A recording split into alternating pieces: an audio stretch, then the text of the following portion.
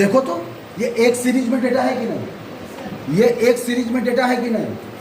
अगर हम यहाँ ऑटो सम लगाएं ऑटोमेटिक सेलेक्ट कर रहा है, यहाँ ऑटो सम लगाएं तो ऑटोमेटिक सेलेक्ट कर रहा है।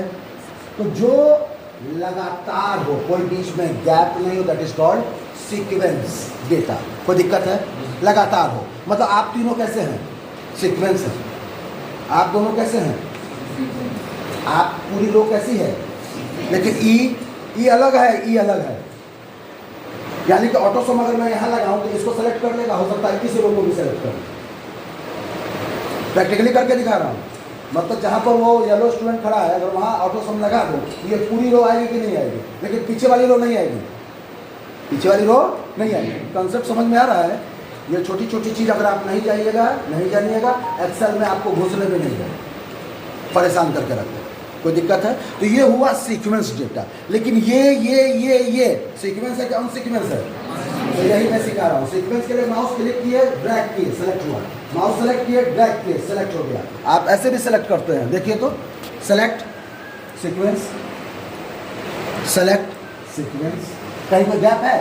लेकिन भाई साहब मुझे 3 सेलेक्ट करना है, 8 सेलेक्ट करना है, 12 सेलेक्ट करना है। अब यही क्वेश्चन है।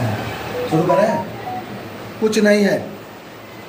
3 पर क्लिक कर दो, कंट्रोल बटन प्रेस कर दो, मेरी उंगली देखो लगातार दबी रहेगी। दबी 5, 9, 12। तो selection of on sequence data हो गया। आंसर है विथ कंट्रोल की। खत्म। कोई क्वेश्चन आंसर विथ कंट्रोल की। समझ में आ गया? गुड। कॉलम में करके देख लें। पहला ये कौन सा सेलेक्ट हुआ डाटा? कौन सा कॉलम सेलेक्ट हुआ?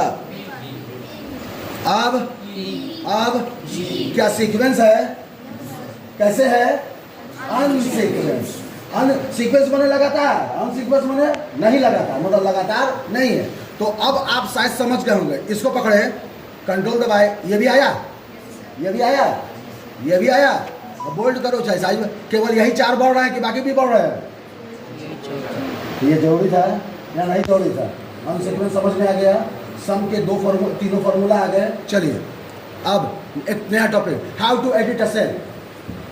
How to edit a cell.